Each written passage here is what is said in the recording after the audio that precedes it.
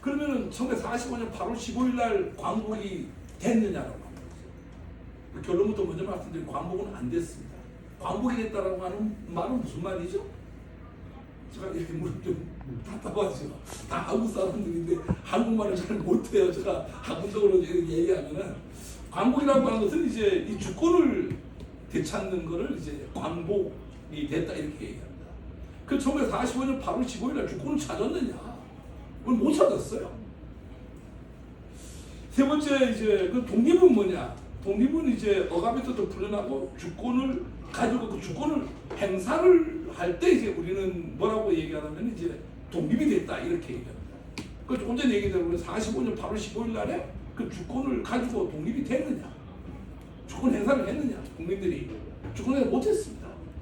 우리는 아까도 얘기했지만은 1945년 8월 15일 날에 해방은 됐는데 22일 있다가 나라를 또 뺏기죠.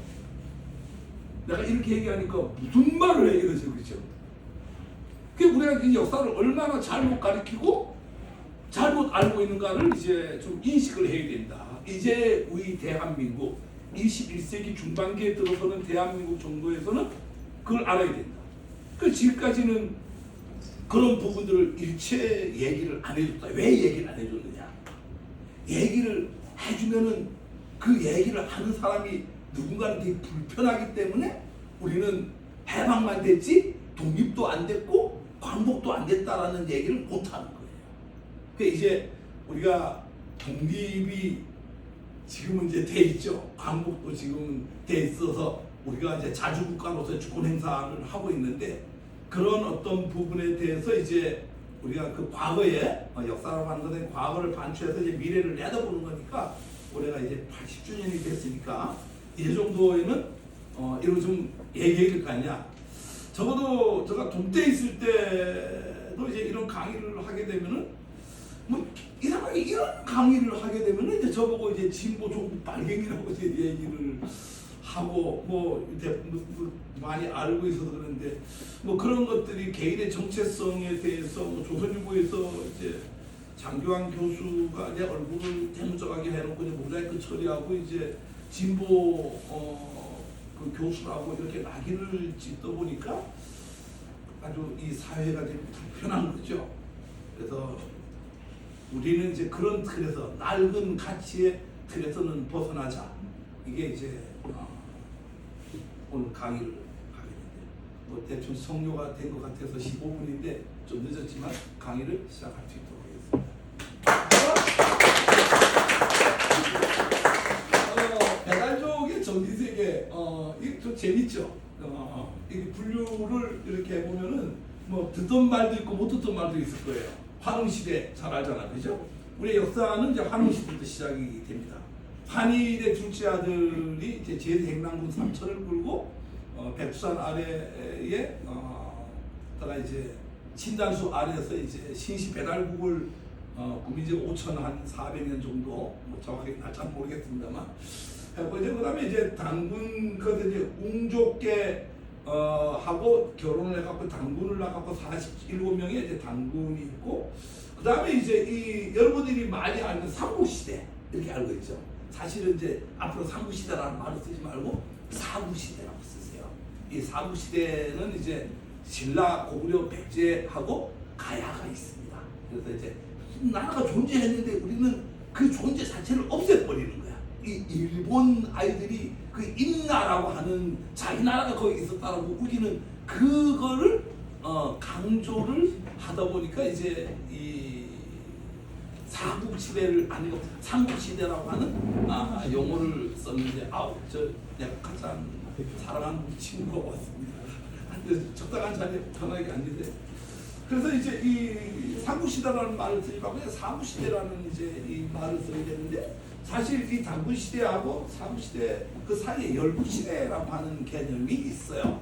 이런 뭐 학문적으로 정립이 된 개념이라기보다 이제 우리가 뭐 부여 뭐 이런 얘기를 많이 들어봤죠. 부여 이런. 그래서 그 여러 개 이제 이 삼국이 그 여러분들이 알고 있는 그 삼국이 만들어지는 과정 속에서 여러 나라가 만들었다가 이제 사라졌다는 걸 지금 그 열국시대라고 하는데 제가 이제 그 이후에 이제 그 여러분들이 말하는 삼국시대, 앞으로 사국시대라는 용어를 꼭 쓰세요. 하고 이제 그다음에 이제 우리가 통일신라 이런 용어 쓰는데 앞으로 통일신라라고 하는 용어도 쓰면은 안 됩니다. 그 통일은 반쪽짜리 부분 통일을 한 거죠. 위에 뭐가 있었죠? 발해라고 하는 국가가 있었죠. 그래 여기를 이번에 남북국 시대라고 하고 여기 고려 시대가 하나가 좀 빠져 있네요, 그죠? 하여튼 이 남북국 시대가 통틀어서 이제 통일신라하고 발해, 그다음에 발해하고 그 고려 뭐 이렇게 해갖고 이제 남북국 시대 하고 그다음에 조선 시대, 그다음에 이제 우리가 얘기를 하고 싶지 않은 부분이 있죠. 우리 일제 35년 어떤 사국이 있는데 우리는 40년간 지배를 받았어요. 1905년도부터 1945년까지 40년 지배. 자꾸 그걸 줄이려고 하는데 줄이지 마세요. 역사 있는 그대로요. 우리 40년 지배를 받았고요. 그 다음에 이런 것은 처음 들어보는 사람 많을 거야. 우리는요, 군정시대를 3년간 외국의 지배를 받았습니다. 그러니까 해방이 되고도 독립과 광복이 안 됐다라고 하는 게 바로 이 군정시대를 3년간 이제 맞이하게 되고, 그 다음에 이제 민국시대, 대한민국이라고 하는 민국시대를 하죠. 제가 지금 이렇게 이거 설명하려고 하는 게 아니라 역사 인식이 좀 없는 분들이 계실 것 같아서 설명을 드렸는데, 사실 황시대나 당시대, 열국시대까지는 이제 민족 자주적 사고를 갖고 있었어요. 그리 이제 우리가 얘기하는 이제 홍익인간 이화세계, 그 이화세계 속에서 홍익인간의 이제 꽃이 피어갖고 정말 그 아름다운 세상을 좀 꾸려가자 이랬는데, 문제는 이제 삼국시대가 들어오면서 이제 불교가 들어옵니다. 그 외래 종교죠. 여기 자꾸 불교를 한국의 고유 종교라고 우기는 분들이 많이 있는데 우리 종교 아니에요. 외국에서 이제 얘가 들어오면서 이제 문제는 이제 이 홍익인간 이화세계의 우리 고유의 민족 자주적 사고가 불교 영향권 내에 들어간다고 하는 거예요. 그 이후에 이제 이 고려 시대에 들어오면서 이제 유교가 들어오면서 조선까지 지배를 하죠. 이제 문제는 이제 이까지 지배하는 거, 이까지는 별 문제가 그래도 없었어요.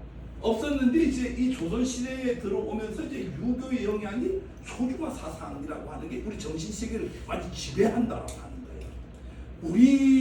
우리도 모르게 우리 자세히 봐보면 되게 비겁해요.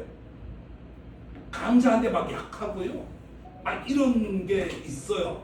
그게 이제 뭐냐니까 근본적으로는 이 소중화 사상이라고 하는 어떤 이 진화, 저는 앞으로 여러분 중국이라는 말 쓰지 말고 진화국이라고 쓰세요.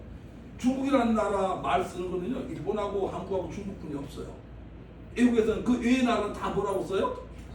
진화라고 해요. 진화. 진화가 뭐가 된 거예요? 차이나가 된 거예요. 진화는 어디서 또 왔어요? 최초의 통일국가인 진나라.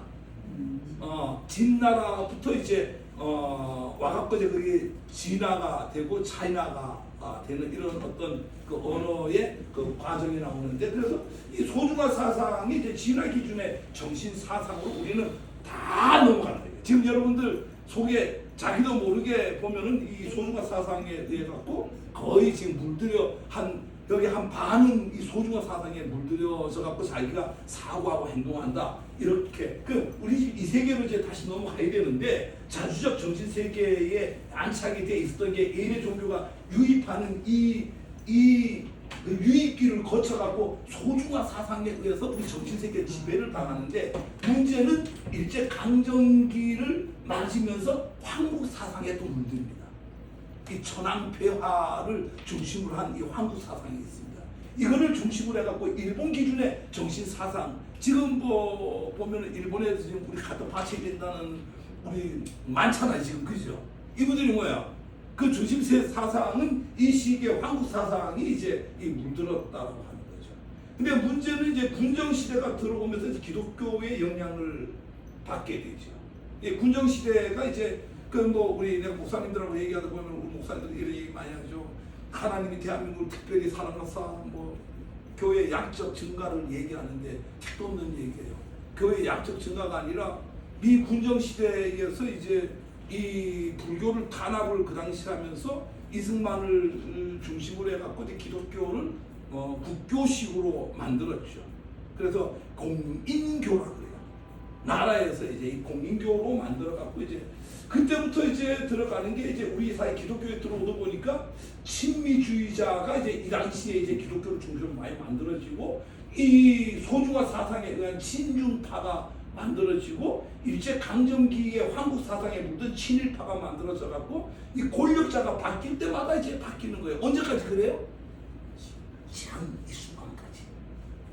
얼마 전에 이 윤석열이라고 하는 권력자가 딱 나타나니까 우리 이 온 세상에 어디로 가고 있어요?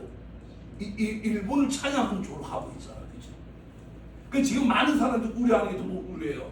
이재명이 오면은 중국에다가 나라를 갖다 바친다 이렇게 얘기하는 사람이 있어요. 그게 진실이다 아니다가 중요한 게 아니라 우리는 지금 그런 혼돈의 이 세상에 우리가 살고 있다라고 하는 걸 자각해야 된다라고 하는 거예요. 지금 이게 지금 현재예요. 민국의 시대에 와서 이제 우리가 지금 오늘 이런 강의를 하는 게 자체가 뭐냐니까 민족 정신을 회복하는 회복기를 좀 만들어 갖고 어떤 거점 주제 80년이 해방이 되지 80주년 됐으면은 세상이 좀 한번 바뀌어야 되지 않느냐.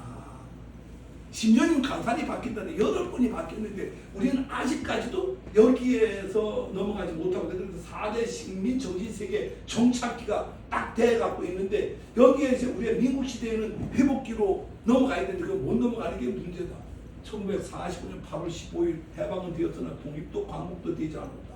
아까 얘기했죠. 독립이라고 하는 것은 스스로가 광복이 먼저죠. 광복이라고 하는 건 주권이 있어야 광복이에요. 주권이 없잖아. 주권 없었어요. 독립이 되려면 주권 행사해야 돼요. 독립 행사 못했어요. 주권 행사를. 해방이 되지 발침에 지난 오늘날까지도 완전한 독립이 되지 못해 늘 강대국의 간섭을 받는 나라로 지금 우리 전락해 있어요. 이젠 보수와 진보의 이념 사고보다 진정한 독립을 위해서 친일, 친중 제발 좀 버리고 용일, 용중하여 자주국가로서 면모를 갖춰야 된다. 그래서 자관과 준세를 통해서 자주적 국가 운영 및 민족 본연의 정체성을 회복하는 계기가 좀 됐으면 좋겠습니다. 이게 오늘 제가 여러분에 하고 있는데 우리 근대사회에서 사라진 언어 얘기, 건국동맹, 건국준비위원회, 인민위원회, 메가더 명령 제1호, 메가더 포고령, 동아일 오버 사건, 뭐한 20개 적었다가 6개를 압축했어요. 이 중에 4개 이상을 설명할 수 있는 분 계세요? 이 용어 중에 없어요. 그 왜 없느냐? 이게 너무나 중요한 해방 공간에서 중요한 건데 그 왜 한국사에 이런 기록이 없는가? 왜 한국에 이런 연구를 하지 않는가? 왜 한국에서 이런 것들을 가르쳐주지 않는가? 아까도 얘기했지만 건국동맹이나 공중위원회, 인민위원회 이런 것들을 가리키면 누군가는 불편해요. 그 누구냐면은 여러분 인민 이렇게 하잖아요. 인과 민에서 보는 이 인이 불편한 거예요. 인이라는 말하고 민이라는 말은 하루가 땅 차이예요. 오늘 지금 뒤에 그게 나오는데 인은 뭐고 민은 뭐냐? 우리는 그걸 합쳐하고 인민이라고 하는데 그 인의 20% 인이 늘 80% 민을 지배하는 이런 구조 속에서 살고 있는데 그 민이 늘 고통을 당하고 혁명을 일으키고 이 과정이 끊임없이 지금 한국 사회에 10번이 이렇게 바뀌어 나왔는데 일단 간단하게 40년 8월 15일 날은 일본의 패전날 전쟁 종식 선언이래요. 어떤 사람들은 일본이 항복했다고 하는데 항복하지 않았어요. 일본은 항복 9월 2일 날 합니다. 8월 15일 날은 대동아 전쟁을 일으켰죠. 우리 전쟁 그만할래 하고 종전 선언한 날이에요. 12시에 전황 패전 방송으로 동경은 울음바다가 됐고 이날 서울은 의친왕의 아들이 이유가 장례식이 있었어요. 원자 폭탄 맞아서 죽었거든. 이유가 의친왕 고종의 둘째 아들이 의친왕입니다. 그 의친왕의 그 아들 이우죠. 그러니까 고종의 손자 됩니다. 손자가 그 히로시마에서 원자 폭탄 맞아 죽었어요. 그래서 시체를 8월 6일 날 사망했거든요. 갖고 와서 8월 15일 날 뭘 했냐면은 장례를 치렀어요. 그래서 조용한 식민국의 일상으로 하루 보냈는데 전황 패전 방송에 독립만세 없이 여러분들 뭐 이런 사진 많이 봤죠? 이게 8월 15일 날 뭐 민족이 독립의 그 사진인데 거짓말 사진이에요. 8월 15일 날 이런 거 없어요. 8월 15일 사진이 아니에요. 그러니까 일본이 항복이 아닌 전쟁 종식을 했고 보쌈회담에 이 보쌈회담 설명은 복잡한데 보쌈회담은 뭐냐면은 일본이 항복한다라고 하는 거를 보쌈 선언을 통해서 결론을 내요. 이것이 일본이 수용을 하는 겁니다. 해방 이래는 한반도에서 아무 일도 없었어요. 사실은 8월 15일 날요. 그래서 이 일본은 이날 이제 동경 황궁 앞에서 막 눈물바다가 일어나고 전쟁 소식을 그 야스쿠니 신사 앞에서도 막 이 울음바다가 되고 일본은 이랬습니다. 전학 패전파도 일본 열도 전체가 울음바다가 됐고 한반도 내에서는 경성과 부산 등 대도시 중심도 일본인들은 울음바다가 됐는데 한국인들은 왜 우는지도 모르고 조용했어요. 우리는 만주 일대에서도 울음바다가 됐죠. 그래서 영원학 같은 일본의 충성을 다했던 한국 시민 모두가 통곡을 하고 울음바다가 됐는데 뭐 이게 아까 얘기했던 히로시마에 에서 그날 8월 15일 날 우리 서울서 조용하게 뭘 했냐면은 사실은 장례식을 이렇게 치렀습니다. 8월 15일 날은 대한민국 국민들은 해방이 될지를 몰랐어요. 언제 알았나니까 8월 16일 날 알았습니다. 16일 날 매일 신문에 이제 이렇게 이제 교황 외교 문서 요제 보쌈 회담을 수락을 하겠다. 이 보쌈 회담이 카이로 회담에서 이제 조선을 독립시키는 걸로 코리아를 독립시키는 걸로 국제사회에서 최초로 확정을 짓고 보쌈 회담에서 그거를 확인을 하면서 일본이 가져야 될 주권 4개 섬을 지정을 하고 일본의 주권은 여기만 한정한다. 그렇게 이제 한 게 보쌈 회담인데 이제 그 보쌈 회담의 정문을 저도 전부 이제 싣고 카이로 회담에 이제 이 카이로 회담이 국제사회에 코리아의 독립을 최초로 약속했던 거고 보쌈 회담이 이제 항복을 한다라고 하는 거고 사상 관계자들을 이제 석방을 한다라고 하는 게 이제 매일 신문에 이제 났던 내용들이고요. 8월 16일 날이 이제 실질적인 서울 해방의 날이에요. 이때 알았어요. 왜 알았느냐? 여운형이가 이제 8월 15일 아침 8시에 이제 엔도 유사쿠하고 합의를 합니다. 엔도 유사쿠 이제 조선 총독부에서 이제 그 엔도 유사쿠가 어디를 가냐면은 여운형이를 자기 집으로 오라 그래갖고 합의를 해요. 자, 우리 오늘 항복한다. 전쟁 끝낸다. 그러니 자치권을 줄게. 대신에 우리 일본인들이 일본으로 무사히 갈 수 있도록 길을 터줘. 그래서 여운형이가 오케이, 길을 터줄 테니까 자치권을 줘. 8월 15일 날 아침 8시에 그렇게 하고 8월 16일 날 뭘 하냐면은 서대문 형무소에서 문을 엽니다. 그렇게 하고 이제 이 독립군들이 이제 다 나오게 되는 거죠. 그래서 일본이 탈출과 질서 유지를 합의를 하고요. 5개 5개 합의를 한다. 여운형입니다. 이제 그 조선 그 서대문 형무소에서 문을 열고 나와갖고 서울역 앞입니다. 독립수사 석방후 행진을 실시하고 건준조직 활성화를 하고 안재홍. 이 안재홍을 사람들이 잘 몰라요. 되게 유명한 분이에요. 사실은 역사에서 안 가르치죠. 이분도 안 가르치는 충분한 이유가 있는데 이 건준 부위원장을 했는데 경성 방송 라디오에 이날 나가갖고 건준 설립을 방송을 합니다. 그렇게 하고 8월 17일 날이 전국에서 이제 이 해방을 알고 실질적으로 8월 17일 날을 사람들이 만세를 부르고 이런 것들이 이제 제일 밑에 있었던 땅끝마을 광양에서 대규모 이게 광양 사진입니다. 땅끝마을에서 이 독립 만세 운동을 부르고 일장기에다가 태극기를 덧칠해 갖고 이제 들고 나오고 서대문 형무소 정치범들이 8월 16일 날 풀리거든요. 이 사람들이 그날 밤에 반기차로 다 자기 고향을 갑니다. 그래서 전국에서 이제 서대문 독립운동 하던 사람 다 풀려 나왔으니까 해방이 된 줄 알고 8월 17일 날 엄청난 이런 걸 한다 이거죠. 그래서 여운형이 이제 인터뷰한 내용이고요. 그래서 뭐 대한족은 침착하고 자중한다.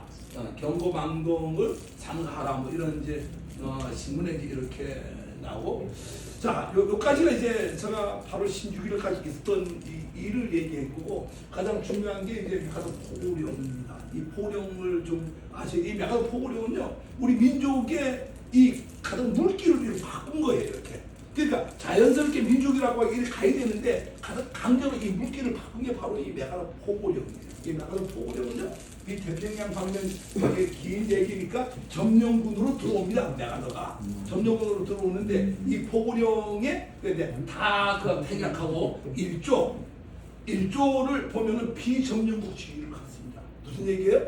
우리가 8월 15일 날에 해방이 됐잖아요. 그죠? 22일 동안의 해방의 기쁨을 누리고 9월 7일 날에 이 메가더 포고령을 하는데 이날부터 우리는 어디 식민지로 들어가죠? 미 군정의 식민지로 들어가요. 그러니까 이게 안 가르치잖아요. 알아야지. 왜 있었던 불과 80년 전에 있었던 일인데 왜 우리가 몰라야 됩니까?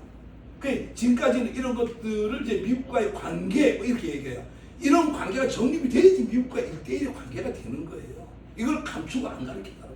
다시 비전은 두 번째는 이제 대한민국을 가장 암울하게 만들었던 게 메가더 포원정책 2조.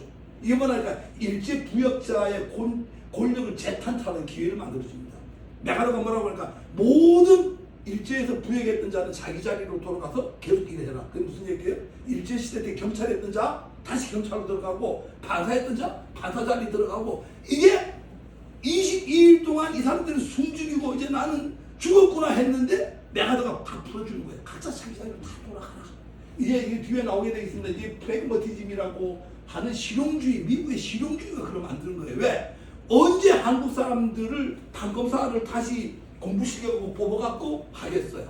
언제 경찰을 공부시켜갖고 하겠어요? 그러니까 이 실용주의 프래그머티즘이라고 하는 이 개념 때문에 다 자기 자리로 돌아가라.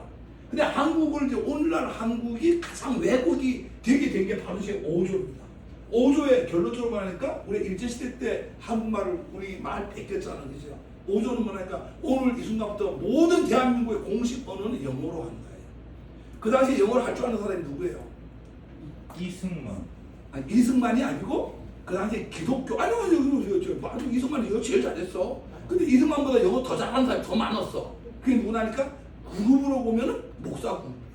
다 미국에 가서 선교사들이 영어 하고 왔잖아. 이 사람들이 오늘부터 공식 언어를 영어로 한다 이러니까 대한민국의 가장 권력 앞에 가까이 갈 수 있는 사람은 누구예요? 목사들이에요. 목사들. 그러니까 대한민국의 이 당시에 모든 목사들이 다 권력하고 손을 잡게 되는 거예요. 우리 여기에 저 한경진 목사 영어 얼마나 잘해요. 이런 모든 분들이 전부 이 권력하고 하나가 되는 거예요. 그러니 교회가 부흥을 할 수밖에 없고 대한민국의 기독 사상이 대한민국에 뿌리를 내리는 게 아니라 완전히 한 1200만 명의 5천만 명, 1200만 명이 기독교인이 그냥 순식간에 그냥 번져나가는 거죠. 이때에 대한민국 기독교인이 28만 명이에요. 정확하게. 호구조사에 보면 28만 명 정도로 나오는데 지금 1200만 명까지 올라가게 된 게 그게 몇 년 사이에 되는 게 그 모든 기독교 목사들이 권력을 쥐고 있기 때문에 그렇습니다. 그래서 1조와 2조와 5조는 여러분들 아니 피점유고 지위를 가졌다 일제 부역 권력의 재탄탈을 했다 일제 부역자들이 그 다음에 그 언어 주권이 말살됐다 이것만큼은 반드시 기억을 해야 된다. 역사에 존재했던 일이다. 이 프래그머티즘에서 경찰 조직하고 군인 조직하고 행정 조직이 그대로 다시 만들어지면서 진정한 해방과 독립 8월 15일에서 9월 6일까지 22일만 해방이 되고 이 메가더 포고령이 나옴으로써 다시 외국의 지배를 받는 수모를 우리는 겪었어요. 그걸 정확하게 여러분들은 알고 계셔야 된다. 해방군의 이 일지를 알면 금방 해요. 해방이 8월 15일 날 45년 된 8월 44년 1년 전이야. 8월 10일 날에 영영이 일본 동경을 갑니다. 동경 가고 보니까 망할 것 같은 거야. 일본이 대단한 사람이죠. 가 보니까 망할 것 같으니까 바로 한국에 들어와 갖고 8월 10일 날 조직을 뭘 하냐면은 건국 동맹을 만듭니다. 예, 틀림없이 이제 뭐 6개월에서 1년 이내에 일본은 망한다. 그럼 우리가 준비를 해야 될 거 아니냐. 해갖고 건국 동맹을 만들고 여러분들 38선이 8월 15일 날 거진 걸로 알죠. 우리는 해방도 되기 이전에 벌써 38선이 다 거져 버렸어요. 그래서 그 과정을 보면은 45일 8월 10일 날에 일본이 항복 의사를 펼칩니다. 스위스하고 스웨덴 공사관에다가 근데 그때 조건이 딱 하나요. 전황의 통치권을 보존할 수 있도록 이것만 해주세요. 라고 하고 하는데 45일 8월 11일 날에 연합군의 일반명령 제1호 초안합니다. 여기에 의해서 38도선이 미소가 각각 아래로 나눠서 갖는다라는 게 그러니까 우리 38선이 언제 거졌다고요? 벌써 8월 11일 날 거진 거예요. 비극이죠. 우리도 모르는 사이에 벌써 48선은 거져 있었고요. 14일 날에 일본 소와 천황이 보쌈회담을 수락을 합니다. 이거 말이니까 항복을 하겠다. 수락을 하고 14일 날에 메가더 일반 명령 1호를 발표를 합니다. 이 초안을 잡아갖고 완전히 38도 중심의 지리적 분단이 이루어지는 거고요. 8월 15일 날에 이제 아침에 에도 유사쿠 총감이 여운형에게 자치권 이양하고 일본이 안전을 보장한다라고 하는 상호 각서를 쓰고 12시에 일본에 종전선언을 합니다. 그래서 그날에 우리는 건국준비 건준이라고 해요. 인민위원회 두 개가 바로 같이 설립이 되고 9월 2일 날에 일본이 항복을 합니다. 바로 15일 날 항복한 거 아니에요. 9월 2일 날에 이제 항복을 하고 요코하마항이나 USS 미주리 항상에서 이제 시게미스 마모루 그 외무 대신이 이제 사인을 함으로써 일본이 공식적으로 항복을 하고요. 그리고 9월 6일 날에 9월 2일 날에 항복, 9월 6일 날에 우리가 이 땅에 최초로 대한민국 한반도 내에 정부가 수립이 됩니다. 어떤 정부가 수립이 되나까? 조선인민공화국이 수립이 됩니다. 어디서 많이 듣던 이름 아니에요? 북한. 조선인민공화국이 수립이 되는데 이게 며칠 동안 존재하냐면 하루 존재합니다. 9월 6일 날에 이 공화국을 한반도 내에 최초로 정부를 수립을 하고 9월 7일 날에 메가더 포고정치 1호를 내리면서 네 가지를 인정을 안 합니다. 건준을 인정 안 하고 인민위원회를 인정 안 하고 인공 여기 이제 우리 인공이라고 해 이거는 조선인민공화국의 정부를 인정 안 하고 상해에 있던 임시정부를 인정 안 하고 이 네 개를 이 메가더 포고정에서 인정을 안 합니다. 인정을 안 함으로써 이제 대한민국이 완전히 물꼬가 다른 데로 들어가고 그 9월 7일 날에 메가더 포고 1호가 이제 이게 다 없어져 버리는 거고 9월 8일 날에 하지 중장이 이제 인천항에 도착을 하고 그 다음에 이제 9월 9일 날에 조선총독부 지금 조선총독부는 없어진 거 알고 있죠? 김영삼 대통령 때 부수잖아 그죠? 거기서 이제 뭐 하여 일장기가 내려갑니다. 오후 3시에 내려가고 그 자리에 뭐 올라가요? 원래 태극기 올라가야 되는데 성조기가 그 자리에 이게 우리 아픈 과거의 추억이에요. 중요한 건 여기서부터 이까지를 역사에서는 모든 근거 자료가 다 있는데도 불구하고 하나도 안 가르친다는 거예요. 이게 우리 현실이라는 거예요. 해방, 광복 그리고 독립. 우리 왕국에서 이제 제국에서 강점에서 해방에서 군정에서 민국으로 넘어가는데 이것을 설명을 좀 해야 되는데 제가 30분만 강의를 해야 되기 때문에 빨리 끝내려고 해서 사실 이때 강점 때 이제 1919년 3월 1일 날에 이제 뭘 하죠? 만세운동이 일어나고 4월 10일 날에 우리 지금 헌법의 기초가 되는 대한민국 임시정부 헌법이 1919년 4월 10일 날 만들어지고 4월 11일 날 임시정부가 탄생을 해갖고 헌법적 가치에서 대한민국은 이때부터 대한민국이 만들어지는 거고요. 이 미국에 와서 이제 우리가 80주년이 되는데 여기 어떻게 뭐 이게 대해서 설명 좀 해야 되는데 생각을 할게요. 다음에 기회가 되면은 한 2시간 정도 하면은 여러분들이 이 근대사를 좀 제대로 이해를 하시는 게 있으니까 해방 이건 했으니까 그냥 생략을 할게요. 우리 이제 자주국가라고 하는 건 영민과 영토와 주권이 있어야 돼요. 현재는 대한민국이 완전한 독립국가인가 뭐 이런 문제 있는데 아까 내가 강의하기 전에 사전 강의에서 했기 때문에 또 생략을 하고 넘어가겠습니다. 지금 80년인데 죄송합니다. 이게 재작년에 강의했던 더 치고 가다 보니까 직접을 못 고쳤네요. 문제점이 직민사관과 4대 사관이야. 이 직민사관이라고 하는 것은 이제 시간의 축소와 공간의 축소입니다. 정확하게 얘기하는 역사에 대한 인식, 직민사관 타파에 되는데 이 시간의 축소라고 하는 게 직민사관이라는 게 뭐냐니까 우리가 이렇게 얘기하잖아. 대한민국 유구하고 찬란한 역사다 이렇게 하잖아, 그죠? 진짜 여러분들 유구하고 찬란한 역사를 인식하고 있나요, 우리 역사를? 식민사관에 의해서 보면 우리 역사는 유구하고 찬란한데 식민사관 가진 사람들은 우리 역사는 유구하지 못하고 짧은 역사고요. 내 시간을 축소하는 거예요. 당군은 신화야. 대한민국, 너네 나라는 언제부터 있어서 역사가 북부에부터 시작을 해. 아니야, 고구려부터 시작을 해. 이게 이제 식민사관이라고 하는 게 시간의 축소고 공간의 축소라고 하는 이 개념은 뭐냐니까 우리는 저 만주 벌판 넓은 땅까지 우리 땅인데 여러분들 어떤 말 많이 있어요? 한반도라는 용어 쓰잖아요. 한반도라고 하는 용어가 만들어진 지 100년도 안 되는 용어예요. 100년이 뭐예요? 1945년 7월 10일 날 만들어진 용어예요. 정확하게 국회 속기록에 나와 있는 얘기들이에요. 그 말도 안 되는 이 반도라고 하는 것은 우리가 만주 벌판에 살고 있었는데 우리가 반도인지 아닌지 어떻게 알아요? 일본 외나라에서 바깥에서 안쪽을 보니까 저 튀어나온 반도로 돼 있었던 거라고 하는 거죠. 그런 용어도 쓰면 안 되는 거예요. 대통령보다 그런 용어를 쓰고 있어요 지금. 빨리 바꿔야 된다라고 하는 거죠. 그래서 이게 지금 우리를 이 한반도에 가둬놓으려고 하는 일본의 하나의 그 책략이죠. 그게 이제 우리를 좀 우습게 만들고. 그 다음에 이 4대 화환을 극복을 해야 되는데 경제적 관점에서는 뭐 잘 알잖아요. 중국이나 러시아 이 이념과 이런 관계없이 자관과 균세 외교라고 하는 차원에서 뭘 해야 되겠어요? 그냥 이렇게 관점에서 경제는 경제로 보고 정치는 정치로 보고 한미 동맹은 한미 동맹이고 그렇다고 한미는 없어지는 거 아니잖아. 한미 동맹 중시 안 여기는 사람 어디 있어요? 저도 중시 여기요. 다 중시 여기죠. 그렇다고 해갖고 중국하고 이 모든 러시아하고 관계를 끊어갖고 경제가 우리가 못 먹고 살면 말이 안 된다라고 하는 거예요. 군사적 관점에서도 마찬가지예요. 사무불기의 외교 정책을 정했으면 된다. 그래서 문화적 조건을 통한 정신교육 우위를 점유하고 자본과 규제 전략에서 국가 운영을 해야 된다. 이런 얘기를 하고요. 5분에 걸쳐갖고 제가 이 민주제와 군주제라고 하는 이거 갖고 한 1시간 해야 되는데 사실 제가 하고 싶은 얘기가 이거예요. 우리는 너무 좀 많이 잘못 알고 있다고 하는 거예요. 이거 생각하고 넘어가고요. 인과 민의 전쟁이에요.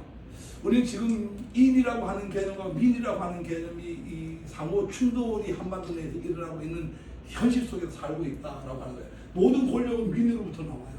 근데 이 인이 지배하는 사회죠. 헌법상 모든 권력은 국민으로 존재하죠. 나머지 이임을 받아갖고 권한만 갖고 있어요. 그 인은 이제 그 옛날에 이게 내가 역사적 관점을 얘기하면 너무 긴 얘기가 되니까 여러분들 그냥 얘기할 거예요. 법조인, 언론인, 변호인, 경제인, 예술인, 학술인, 뭐 외부인, 도시인, 상수인, 기부인 다 좋은 건 다 인자를 붙여 그죠?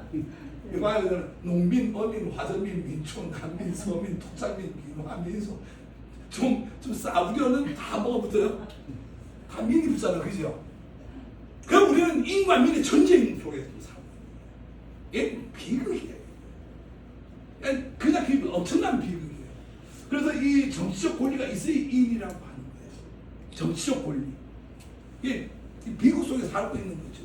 그러니까 정치 권리가 없으면 민으로 통치하는데 고대 진화, 중국에서는 이제 왕만이 옛날에는 인이었어요. 이후 제후들까지 인으로 통치돼서 근래에는 권력자들이 인인데 이게 지금 우리나라 현실적으로 근래에는 권력자들이 다 인이라고 하는 명칭을 갖고 있는데 그러나 민주공화제 국가 내에서 민이 주인이다.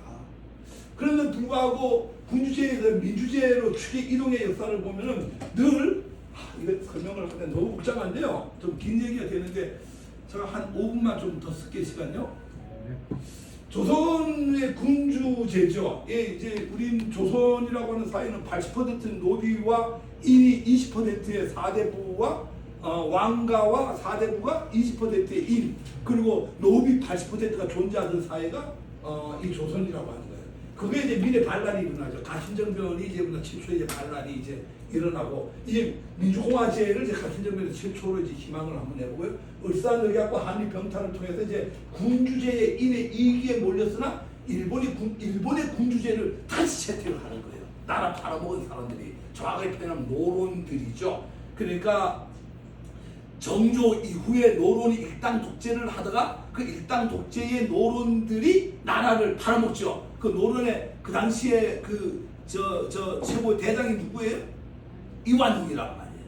노론의 영수가 노론의 영수가 이완용인데 이완용이가 팔아먹고 이완용이는 다시 일제시대 때 뭐가 되는 거죠? 일본 군주제의 다시 대장이 또 되고 인이 또 되는 거예요.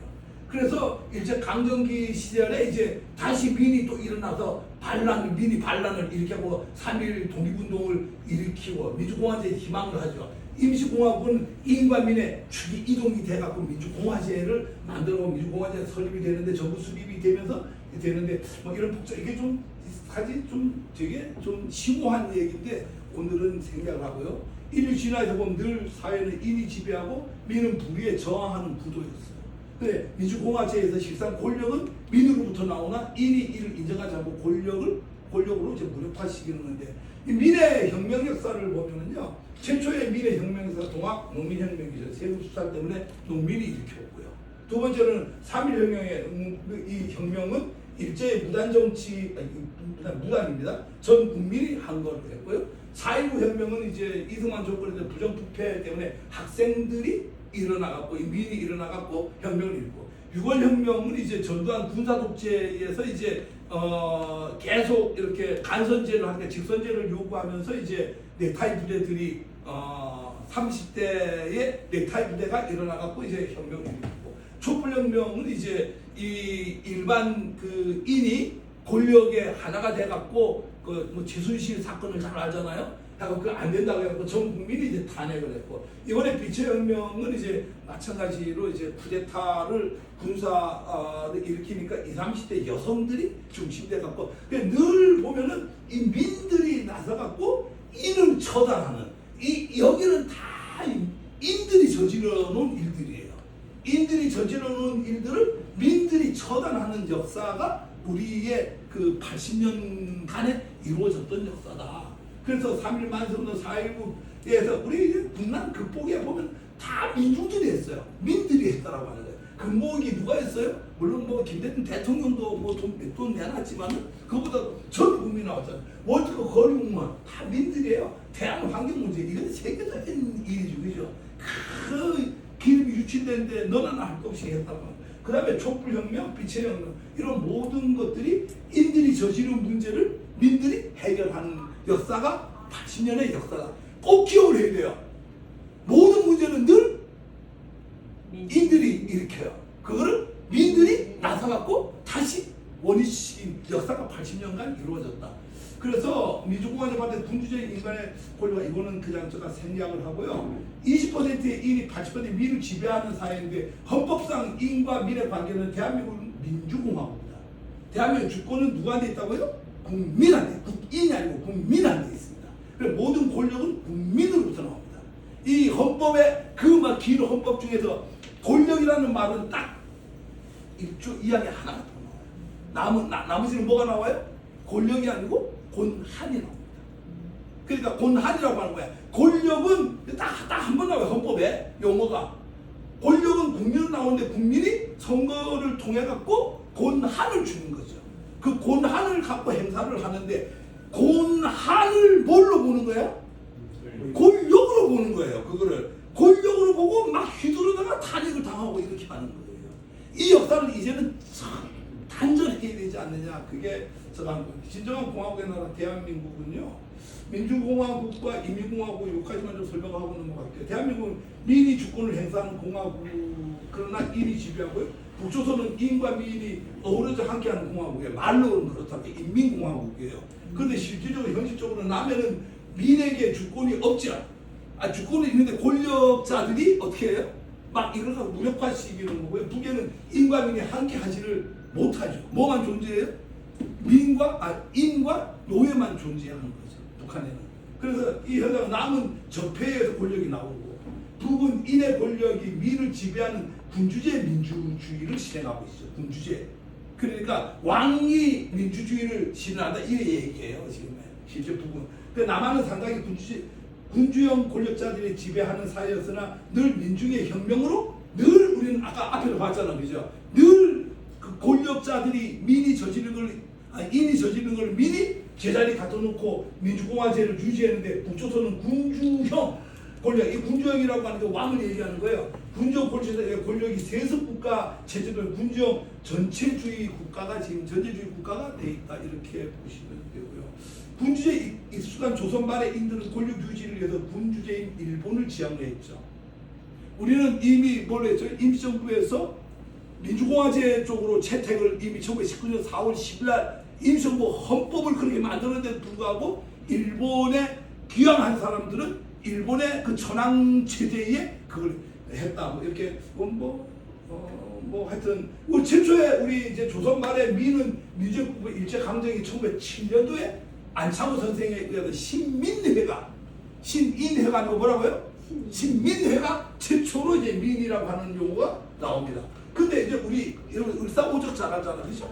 을사오적의 5명이 나라를 팔아먹었잖아, 그죠? 나라 팔아먹은 모든 그 5명의 직업이 뭐예요? 법조인이에요. 판사, 5명 다 판사예요. 그때나 을사의학을 배울 때나 오늘이나 다 문제는 이제 이 판사, 법조인 출신의 법조인이 문제다. 뭐 이런 것들이 있고요. 대한민국 민주공화국이다, 뭐 이렇고요. 이 공화라고 하는 말을 뒤에서 나오게 되니까, 평화가 오려면 차별화가 없어져야, 갈등 구조가 없어져야 돼요. 즉 밥을 공평하게 잘 나눠. 공화라고 하는 말은 밥을 나눠 먹자라고 하는 게 공화라고 하는 거예요. 앞에 뭐야? 화자가 뭐야? 벼 화자예요. 이 구자, 이 화자가. 공은 함께 하나잖아, 그죠? 화자는 이 벼를 입을 통해서 그냥 밥을 나눠 먹는다라고 하는 개념이 공화예요. 잘 기억을 하시면 좋아요. 그래서 즉 밥을 공평하게 나눠 먹어야 된다. 차별이 있으면 안 된다. 평화와 차별과 갈등은 연결 구조예요. 이것도 제가 필요하면은 평화라고 하는 주제를 갖고 그런데 모든 갈등은 밥을 공평하게 나눠 먹지 않을 때 발생합니다. 이 지금 김건희 같은 사람이 막 어디서 막 도둑질을 막 해먹는다 지금 이러잖아, 그죠? 지금 뉴스 보면은 이게 같이 나눠 먹어야 된다. 그 우리는 이게 뭔지 뭐 무슨 영화예요? 동막골. 동막골이죠. 이게 이제 밥 나눠 먹는 거예요. 임민군하고 그 국군하고 이장이 모아갖고 밥을 나눠 먹으니까 어떻게 되죠? 동막골에 평화가 오잖아, 그죠? 평화도 잘 나오는 거예요. 그리고 우리는 이 혼날 때 밥도 없을 줄 알아? 이게 밥을 갖고 얘기를 많이 한다. 작업 걸 때 밥 한 끼 하실래요? 고마울 때 아니 내가 밥 한 끼 살게. 뭐라고 하죠? 한심할 때 야 그래서 밥은 먹고 사냐? 다 밥이에요. 무언가 잘할 때 야 밥 같은 거 해야지 않냐? 다 밥이에요. 오랜만에 만났을 때 조만간 밥 한 끼 하자. 또 사이가 좋지 않을 때 야 진짜 밥맛이야. 다 밥이에요. 아플 때 야 그래서 밥은 챙겨 먹어야지. 빨리 자는 사람 밥 먹고 자. 성공할 일을 망쳤을 때 다 된 밥에 재 뿌린다. 둘 중에 뭐가 되든 죽이 되든 밥이 되든 어딘가 빠졌을 때 뭐가 밥 먹여주냐 이렇게 얘기하잖아, 그죠? 그 다음에 이제 어딘가 건들 때 밥 먹을 때 개도 안 건드린다 이렇게 얘기합니다. 직장을 뭐라고 하죠? 밥주지라고 합니다. 우리는 유독 밥의 문화가 강해요. 왜? 우리는 공화제에 살고 있기 때문에 공은 함께라고 하는 거고 화라고 하는 건 뭐라고 했죠? 벼 화자 입구자 밥을 나눠 먹는 거예요. 그래서 우리 이 대부분의 이게는 공평 갈등이 없어지고 평화가 오기 위해서는 밥을 나눠 먹어야 된다. 오늘 저녁도 끝나고 밥을 나눠 먹는 사이가 됩시다. 제가 30분 해야 되는데 조금 시간을 좀 썼어요. 이 80주년을 맞이해 갖고 여러분들의 좀 민족 의식을 좀 갖고 이렇게 하고 우리 나머지 시간도 뭐 재밌는 시간들이 많이 있으니까 조금 쉬어가는 제가 너무 무겁게 했죠. 막 강제로 민족 의식 가져라 막 이렇게 하는 데 그래서 이번에는 우리 콩나물 장수를 좀 모셨다가 콩나물 한번 좀 팔아보겠습니다.